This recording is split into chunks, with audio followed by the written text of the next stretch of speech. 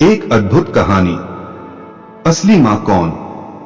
आज जो कहानी मैं आपको बताने जा रहा हूं, शायद इससे मिलती जुलती कहानी आपने पहले से सुन रखी हो, पढ़ रखी हो या किसी टीवी या मूवी के सीन में देख रखी होगी। लेकिन वह कहते हैं ना कि ओल्ड इज गोल्ड। चिंता मत कीजिए, भले ही यह कहानी पुरानी हो, लेकिन इसको मैं बिल्कुल नए अंदाज में आपको बताने जा रहा हूं। मां की ममता पर लिखी ये कहानी पुरानी होते हुए भी जरूर आपके दिल में उतर जाएगी।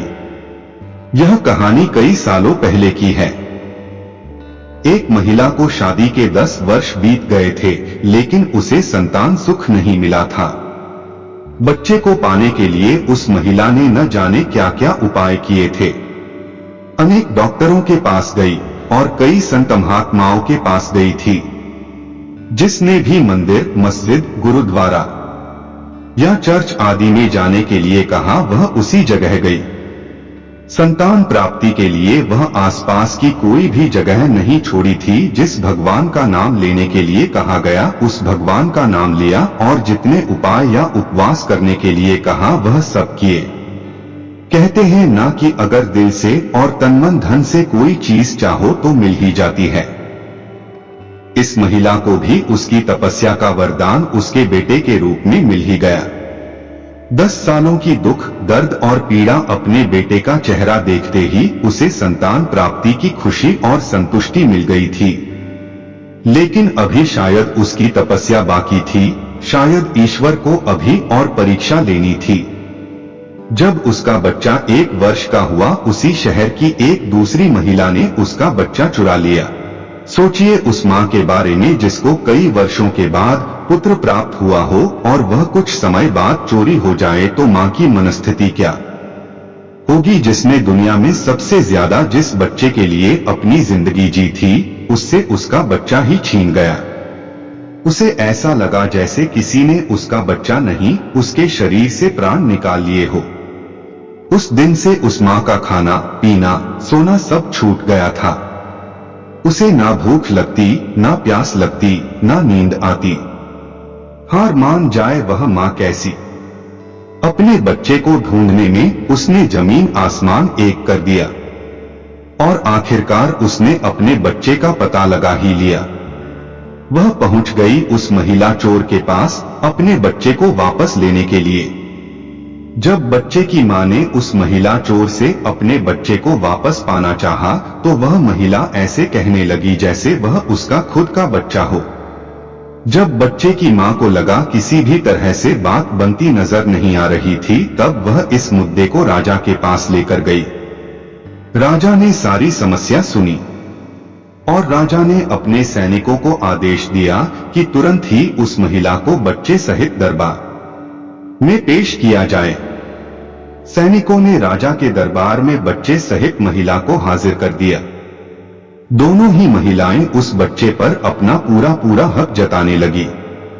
राजा और उसके सभी दरबारी काफी आश्चर्यचकित और हैरान हो गए, क्योंकि बच्चे की सच्ची मां को पहचानने के लिए उन्होंने जितने भी सवाल बच्चे के बारे में दोनों ही महिलाओं से किए, जो बच्चे की आदतों, उसकी पसंद या उसके निशानों के बारे में थे, दोनों ही महिलाएं राजा के प्रश्नों का सही जवाब दे रही थी। जब इस समस्या का समाधान निकलता नजर नहीं आ रहा था, तो राजा ने अपने खास और सबसे समझदार मंत्री को इसका निराकरण करने के लिए कहा। मंत्री ने बिना 1 मिनट की देरी किए ही तुरंत राजा से कहा कि महाराज, मुझे लगता है कि यह दोनों ही इस बच्चे की मां है।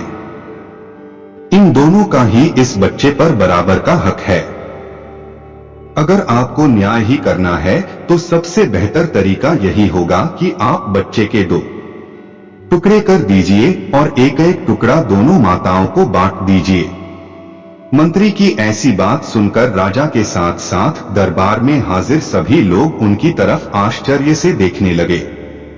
राजा ने सोचा कि मंत्री की ऐसी मूर्खतापूर्ण बातों के पीछे जरूर कोई रहस्य होगा। वह बिना सोचे समझे ऐसी बात कभी नहीं कर सकता। राजा ने तुरंत अपने सिपाहियों से कहा कि मंत्री की बात पर अमल किया जाए और इस बच्चे के 2 टुकड़े कर दिए जाएं। बच्चे की असली मां ने यह फैसला सुनते ही राजा के पैर पकड़ लिए और बोली, महाराज मुझ पर इतना जुल्म मत कीजिए। आप चाहे तो इस बच्चे को उसी महिला को दे दीजिए, लेकिन उसके 2 टुकड़े करके मौत के घाट मत उतारिए। मेरा बच्चा मेरे पास नहीं रहेगा तो चलेगा, लेकिन वह इस दुनिया में तो रहेगा, और मैं उसी के पास बच्चे के दर्शन करके अपना मन बहला लूंगी। लेकिन मेरे बच्चे को मारना मत। यह कहकर वह जोर जोर से रोने लगी, जिसमें साफ ही मां की ममता नजर आ रही थी। मंत्री जी ने राजा से कहा, महाराज यही हैं। उस बच्चे की असली मां है, और जो यहां पर शांत खड़ी है वह महिला चोर है। राजा ने तुरंत उस बच्चे को उसकी असली मां को लौटाने के लिए कहा और उस चोर महिला को फांसी की सजा सुनाते हुए कहा, ले जाओ इसे तुरंत ही मेरी आंखों से दूर और फांसी के फंदे पर लटका दो। बच्चे की असली मां को उस दूसरी महिला पर जिसने उसका बच्चा चुराया था, उस पर दया आ गई, क्योंकि उससे मिलने के बाद उसे यह पता चला था कि वह भी उसी परिस्थिति से गुजर रही है जिससे वह 10 सालों की जिंदगी से गुजरी थी। इस महिला ने अपने बांझपन के चलते अपनी गोद भरने के लिए मेरे बच्चे को चुराया था, और चुराने के बाद भी वह उस बच्चे को अपने खुद के बेटे की तरह प्यार करती थी। बच्चे की असली मां ने दरबार में विनती कर उस महिला को माफ करने के लिए कहा। राजा ने बच्चे की मां की विनती सुनकर महिला चोर को फिर कभी ऐसा न करने की हिदायत देकर माफ कर दिया। फ्रेंड्स, आपको ये स्टोरी कैसी लगी कमेंट बॉक्स में कमेंट करके बताएं। साथ ही वीडियो को लाइक शेयर करें और हमारे HRB हिंदी स्टोरी चैनल को सब्सक्राइब जरूर करें। चलो मिलते हैं नेक्स्ट वीडियो में, तब तक के लिए नमस्कार दोस्तों।